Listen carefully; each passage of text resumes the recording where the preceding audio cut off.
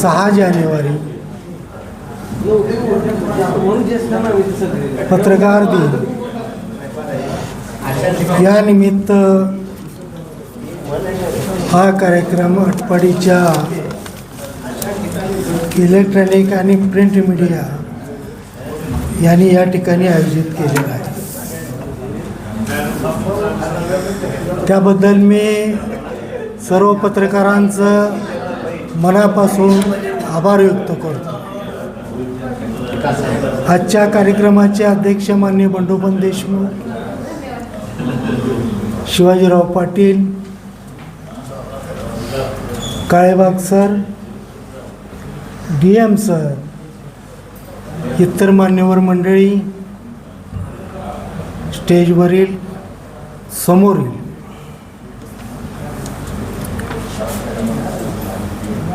आटपाडीचे पत्रकार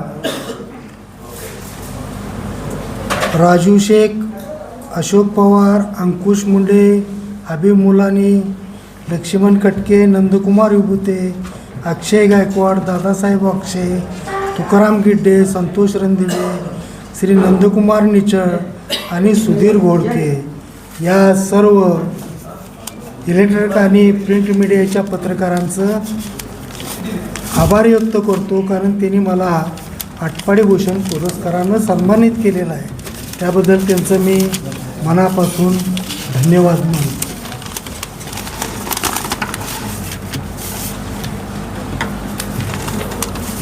आज हा पुरस्कार देताना काय निकषावर आणि काय अटी शर्तीवर त्याने हा पुरस्कार दिल्याचं मला सांगितलं. आटपाडीचा इतिहास आवाज येत नाही का? येते. आटपाडीच्या इतिहासाबाबत थोडंसं मी संशोधन केलेलं आहे. संदर्भ शोधले, प्रवास केला, त्यामधून आटपाडी गावाची महती काय आहे हे माझ्या लक्षात आलं.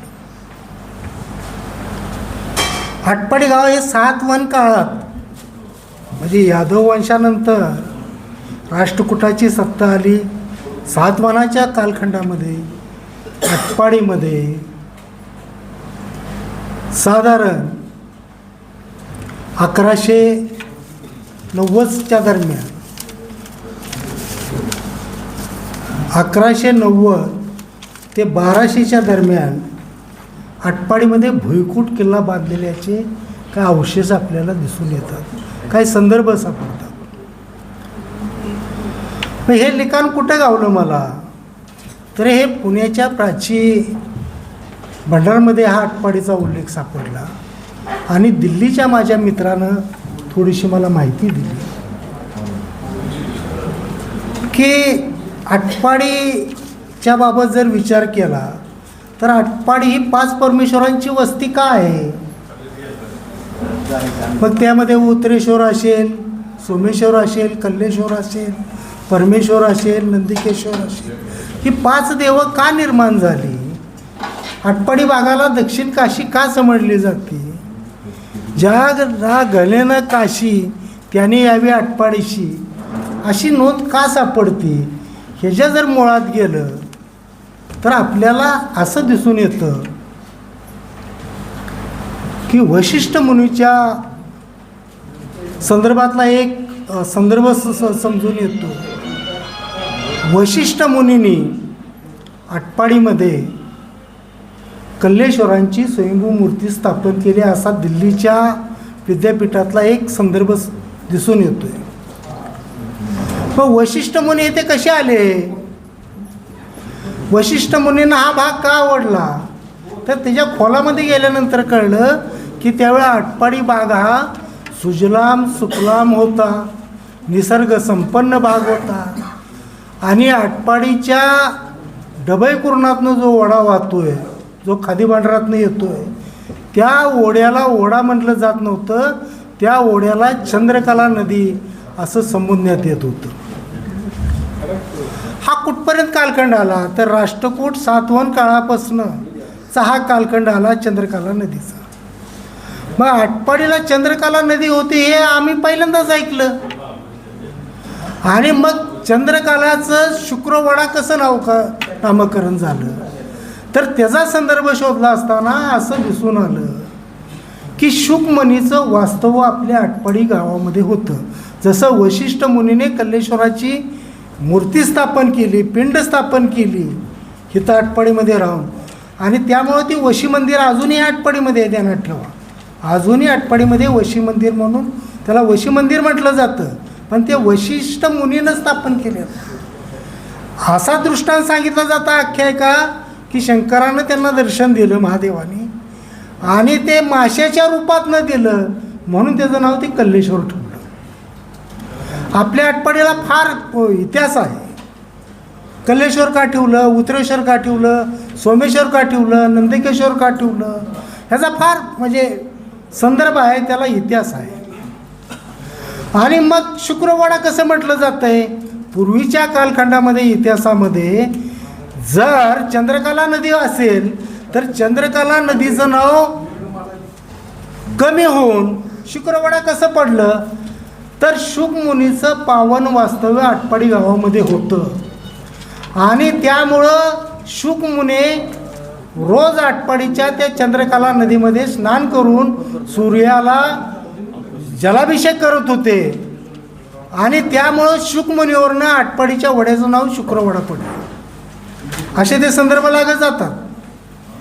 आणि मग या आटपाडीला नाव जर असं जर पडलं असेल तर मग आटपाडी या शब्दाची उत्पत्ती आटपाड्याचा समूह, आटपाटनगर, आड पाडणारे गाव, 8 गावचे पाणी एकत्र येणारे गाव, गावचे 8 भाग, अष्टपेढी, 8 पेढी, 8 पेटी, 8 पाडी, 8 पाठी, आटपाडी किंवा आजूबाजूची वाडी यापैकी कोणत्या तरी एखाद्या समुदायावरून आटपाडी हे नाव पडल्याचं संदर्भ सापडतं. माझ्या माहितीप्रमाणे मी ज्यावेळेला विचार केला त्यावेळी आटपाडीमध्ये चंद्रकला नदीच्या कडनं, आटपाडी गाव या चंद्रकला नदीच्या तीरावर वसलं होतं, पाणी भरपूर होतं, आणि किल्ल्याचा जो तटबंद होता त्यामुळं येणाऱ्या सैनिकांचं जे आक्रमण होतं तर थांबवण्यासाठी आटपाडीमध्ये लहान लहान बोळ आहेत. आम्ही आज काय म्हणतो, आटपाडीमध्ये बोळांची संख्या काय, तर त्याचा इतिहास असा आहे की एखादा पर सैनिक आला तर तो रथावर नेता कामा नये, गावामध्ये हल्ला होता कामा नये म्हणून लहान लहान बोळ ठेवण्यात आले होते. अजूनही आटपाडीचा जर तुम्ही इतिहास काढला तर प्यावं भुयार अजूनही सापडतात आटपाडीमध्ये. फार फार जुन्या काळात जर गेलं, ब्राह्मणी काळापासून, तर तो इतिहास आपल्याला अवगत होईल. आपल्याला दंडकारण्याचा भाग समजलं जातं. काही तज्ज्ञांच्या मते असं आहे की नर्मदा नदीच्या खोऱ्याच्या दक्षिणेकडचा भाग हा दंडकारण्य मानला जातो. माझ्या माहितीप्रमाणे तो असेलही, पण माझ्या माहितीप्रमाणे शंभू महादेवाच्या डोंगररांगेपासून हा दंडकारण्याचा भाग मध्ये आटपाडीचा समावेश होतो. आणि मग ही जी चालत आलेली वशिष्ठ मुनी, शुकमुनी, त्यानंतर शुकमुनीचं शुक्राचार्याचं वास्तव्य, हा आटपाडीचा हा साधारण हा इतिहास आहे. मग आपल्यावर आटपाडीचा सातवन काळात जर किल्ला असेल तर इथली वस्ती कशी होती, नागरी समूह कसा होता, इथली संस्कृती काय होती, इथलं शिक्षण काय होतं, इथं अध्यात्मक काय होतं, इथं गुरुकुल कसं चालत होतं, ह्याचा जर बारकाईने अभ्यास केला तर आटपाडीला फार मोठं वैभव त्या काळामध्ये प्राप्त असल्यामुळं आटपाडीमध्ये भुईकोट किल्ला होता. आणि मग त्या किल्ल्यावर कुणाकुणाची सत्ता अधोरेखित दिसून येते, तर चंद्रगुप्त मौर्यापासून, मोरे घराण्यापासून वाकाटक असेल, राष्ट्रकूट असेल, सातवन असेल, या सगळ्यांची सत्ता आटपाडीच्या भागावर होते, हे संदर्भासहित दिसून आलेलं आहे. मग 6व्या शतकामध्ये बदामीचा काळ सुरू झाला आणि बदामीच्या कालखंडामध्ये राष्ट्रकूटाची सत्ता संपली. राष्ट्रकूटाची सत्ता संपल्यानंतर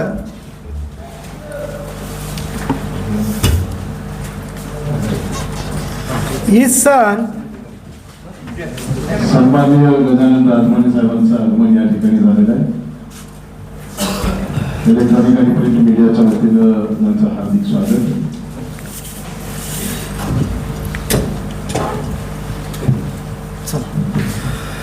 इसवी सन 1190 आटपाडी परिसर पुन्हा देवगिरी यादवांच्या ताब्यात गेला. आपला आटपाडीचा परिसर की मला काय संशोधकाने किंवा इतिहासकारांची ज्यावेळेला मी बसलो बोलत त्यावेळेला ते मला म्हणायचे आटपाडीचं तुमचं कुठं उल्लेखच येत नाही. मग ज्यावेळेला आम्ही यादव वंशाचा इतिहास बघितला, वाटाकुटाचा इतिहास बघितला, राष्ट्रकूटाचा इतिहास तपासला, चंद्रगुप्ताचं शिलालेख हे म्हैसूरपर्यंत सापडतात अशोक सम्राटाचे, त्याच्यामध्ये आटपाडीचा उल्लेख आहे. मग आटपाडीचा जर उल्लेख असेल तर मग आटपाडीची परिस्थिती त्या कालखंडातली काय होती हा आपण सारासार हा विचार करून आपल्याला पुढे गेलं पाहिजे. ही सन 1294 ते 1300 या काळात अल्लाउद्दीन खिलजीने देवगिरी यादवांचा पराभव केला. ही सन 1490 ते 1522 पर्यंत अहमदनगरच्या पर्यंत 5 शाही निर्माण झाल्या. बहामनी राजवटीमध्ये 5 शाही, बहामनी राजवटीचा अस्त झाल्यानंतर 5 शाही निर्माण झाल्या. त्यामध्ये अहमदनगरची निजामशाही, बिजापूरची आदिलशाही, वराडची इमादशाही, बिदरची बिरदशाही, गोळकोंड्याची कुतुबशाही अशा ह्या 5 शाही झाल्या आणि आटपाडी प्रांत हा विजापूरच्या आदिलशाहीच्या प्रांतात समाविष्ट झाला. अशा आटपाडीची सुरुवात झालेली आणि मग आदिलशाहीच्या आपण राजवटीत असताना या भागातून मी थोडे संदर्भ सांगतो. या भागातून छत्रपती शिवाजी महाराजांचं सुद्धा आगमन विजापूरच्या मोहिमेवर गेलेलं आहे असं संदर्भ सापडतात. शीखविजय बकरीत असा एक उल्लेख आहे की शहाजी राजांचं लग्न मोहित्यांच्या तुळोजीच्या मुलीशी झालं तर पागेसाठी आटपाडी, कासेगाव आणि खानापूर ही 3 गावं दिली होती. त्यामध्ये आटपाडीचा बी उल्लेख आहे. बकरीमध्ये पागेसाठी ही 3 गावं दिली होती. त्यामुळं शिवकालखंडाचा जर इतिहास सापडला तर आम्हाला शिवकालखंडाचा बी संदर्भ आटपाडीशी लागतोय. हा इतिहास बराच पाहिल्यानंतर असं दिसून येतं की आटपाडीला फार मोठं वैभव प्राप्त आहे. हा मानदेश झाला आणि मानदेश झाल्यानंतर तो अंशसंस्थानात कसा गेला. मी एक कविता म्हणून जास्त वेळ घेत नाही. मी एक साधी कविता 1-2 मिनटामध्ये काल बसल्यावर एक लिहिली होती की माझा मानदेश शंभू महादेवाच्या डोंगर रागेतून दैवड मसवडी आटपाडी सांगोला कवठे माकाळ जत मंगळवेढा हा माझा मानदेश. ज्वारी बाजरी मटकी डाळिंब बोरे चिंटी बोरे हे आमचे वैभव. समृद्धीचा विकासाचा मार्ग मिळाला. माझ्या मानदेशातील आटपाडीचा मातीचा वर्ण मुरमाड मानमातीचा आवर्षणग्रस्त दुष्काळाचा शिक्का पण विचाराची बावन कशी सोन्याची खाण. मानदेशी बोलीभाषा साहित्याचा मोठा वाण. कार्तिक पौर्णिमा उत्तरेश्वराची जत्रा, चैत्री पौषी सिद्धनाथाची यात्रा. मानदेशी खिलार जनावरे, शेळ्या मेंढ्या, कोंबड्यांचा मोठा बाजार. मानदेशी उन्हाळ्याच्या झळा, कुसळी गवताच्या माळानाव फिरणारा वारा. डबई कुर्णात क्रांतिकारांचा आसरा, वशाढोळ जल देणारा भाग, शेतकऱ्यांच्या कष्टाचा घामाचा गंध मानदेशात माती दरवळतो. डाळिंबाच्या बागेत माझा शेतकरी अहोरात्र कष्ट करतो.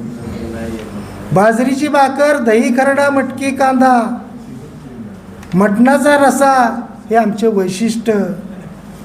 आमची संस्कृती वाणी नाणी पाणी जपून वापरा.